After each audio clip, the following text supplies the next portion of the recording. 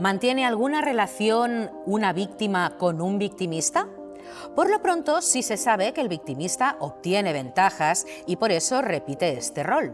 Imaginemos a un niño pequeño que cuando no consigue lo que quiere, se echa al suelo y grita y patalea hasta la extenuación. Si sus padres, agotados, le acaban concediendo el capricho, voilà, asistimos al nacimiento de un victimista en potencia. Hoy, con Jorge de los Santos, el victimismo. Buenos días, Jorge. Buenos días, Montse. ¿Mantiene alguna relación el concepto de víctima con el de victimista? Mantienen la relación de fraude, o sea, un victimista es un fraude, es un sujeto fraudulento con relación a la víctima, ¿no?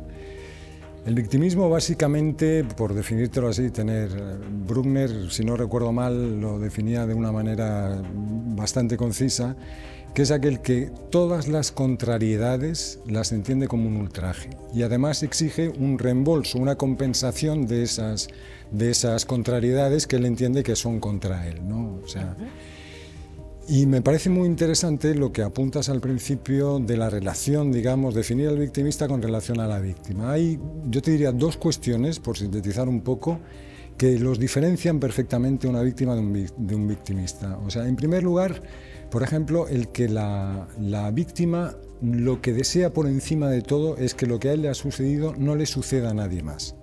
Sin embargo, el victimista hace proselitismo de su presunta causa de opresión y de su presunta opresión, digamos, lo que le está mortificando, ¿no? Y una segunda, yo te diría que la víctima siempre mantiene una responsabilidad moral después. Sin embargo, el victimista cree que está autorizado a hacer lo que le venga en gana. Es decir, a protestar si él focaliza, digamos, su problema en determinado sujeto, todo lo que se asemeje a ese sujeto, él se ve perfectamente legitimado para vejarlo, para humillarlo, para despreciarlo, etc. El pataleo a la enésima potencia, ¿no? Exacto, exacto. En realidad el victimista, Montse, es un pelmazo y es un sujeto que envenena y agosta cualquier paisaje humano. ¿Qué caracteriza a un victimista? ¿Podríamos decir unas cuantas características concretas? Sí, se pueden decir algunas, hay muchas más, estos serían efectos de superficie. O sea, por ejemplo, el victimista tiene una característica que yo creo que es importante, que es el resentimiento. O sea, el victimista actúa siempre en contraposición al otro, así lo definía Nietzsche el resentimiento, ¿no? O sea, construye siempre contra el otro y hace que lo otro baje, digamos, a su nivel. Eso sería el resentimiento y el victimista se cree absolutamente legitimado para actuar como un resentido, ¿no? Perdón, eso quiere decir que él no hace nunca una autocrítica, la culpa siempre es del otro, ¿no? Esa es otra característica. Ah, yo creo eso, que, perdón. Sí, no, pero está muy bien. Yo creo que esa es otra característica. Tienen una enorme facilidad para lo que Freud llamaba la proyección, es decir, para localizar el elemento o el sujeto que le está produciendo esa presunta culpa, ¿no? O sea, eso tiene, y además tiene otra contraposición, y es que además ese sujeto que él localiza es además el que le tiene que recordar, o sea, el que le tiene que ayudar o resolver lo suyo, o sea, su problema, lo mío, ¿no? O sea, lo que a mí me incordia, lo que a mí me molesta y lo que a mí me oprime, ¿no? Porque claro, como tú apuntabas al principio en la presentación de los niños, el victimista sabe muy bien que el que no llora no mama, pero también sabe perfectamente que mientras uno llora no mama. Entonces el mamar se lo tiene que dar otro, ¿sabes? O sea, esa sería otra característica. Una tercera característica es que el victimista se considera a sí mismo un elegido. O sea, el sujeto de entre todos los mortales que ha sido elegido por no se sabe quién para representar al mártir, es decir, para dar testimonio de que algo que a nosotros nos pasaba desapercibido es en realidad una opresión y es en realidad un maltrato absolutamente vejatorio que hace que lo justifique a él perfectamente como victimista, ¿no? O sea, yo, digamos, en esas características pues te diría que se caracteriza, digamos, se encauza lo que sería un victimista y son muy fáciles de distinguir. Imaginemos que todo le fuera bien. ¿Se queda sin armas?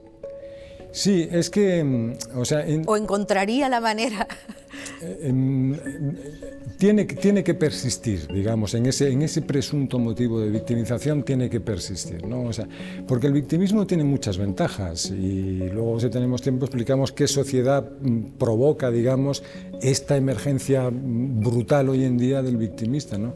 Pero el victimista tiene muchas ventajas. Primero, que se subjetiva, es decir, que genera una identidad alrededor de esa presunta causa de victimización, ¿no? O sea, se construye alrededor de ella. O sea, hoy en día la sacrosanta identidad, todos tenemos que tener una identidad así como muy forjada, aunque sea en lo más débil y en lo más accidental del mundo, pues el tener...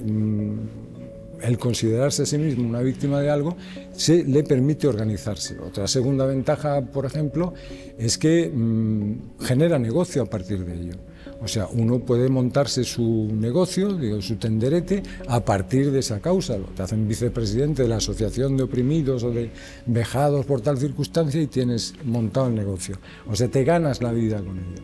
Y una tercera causa, o sea, una tercera ventaja, digamos, que tiene el victimista es que tiene mucho éxito, o sea, capta mucho la atención pública el victimista. Un llanto hoy en día capta mucho la atención, muchísimo más la atención que un beso, por ejemplo, ¿no? ¿Siempre es intencionado? Es decir, ahora lo que decíamos, ¿no? Al inicio hablábamos del niño que patalea, que tal, pero bueno, es una cosa que básicamente hacen todos los niños, ¿no? Pero puede ser que esto evolucione de una forma más inconsciente, que el victimista no sea muy consciente de que lo es.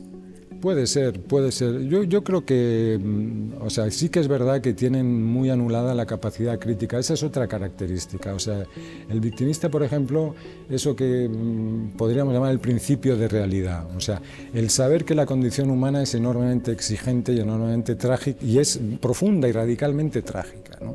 O sea, para ellos no, para ellos, o sea, para el victimista, y en eso influye la falta de sentido crítico, para ellos lo que se impone es su fantasía. O sea, tú, por ejemplo, te crees que debes ser o que te mereces ser el gobernador de la ínsula de Barataria, y bueno, como el marco también te lo permite, porque si tú lo quieres, porque tú lo vales y just do it, pues tú eres y no le importa demasiado que la ínsula de Barataria no tenga una realidad en sí misma, o sea, que no exista esa ínsula de Barataria, ¿no? Antes hablabas de la sociedad actual, ¿cómo está aceptando o recogiendo al victimista? ¿Le da aliento para...? Sí, absolutamente, lo potencia, y hay muchas cuestiones, te vuelvo a decir, de superficie, hay cosas de más profundidad, pero hay, yo te diría dos, así, por improvisar un poco, dos características que hacen que el victimista sea hoy pues una manera de darse al ser muy en auge, ¿no?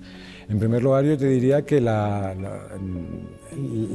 digamos, la preponderancia de la emoción y de la fantasía, de lo que tú sientes, por encima de la razón, o sea, por encima de lo que antes se llamaba el sentido común o la razón pública, ¿no? O sea, por encima de cualquier argumento racional. Eso hace, por ejemplo, que el victimista sea muy difícil de refutar, porque en cuanto tú lo intentas refutar, en cuanto tú lo intentas llevar a la razón, decir, oye, Monse, hija, te molestan los zapatos, pero no será para tanto, o sea, no han venido de aquí para martirizarte a ti, no será. Inmediatamente tú te conviertes en el opresor, o sea, tú eres el sujeto que, como no consiente o intenta razonarle o argumentarle eso que él siente, pues inmediatamente lo oprimes, ¿no?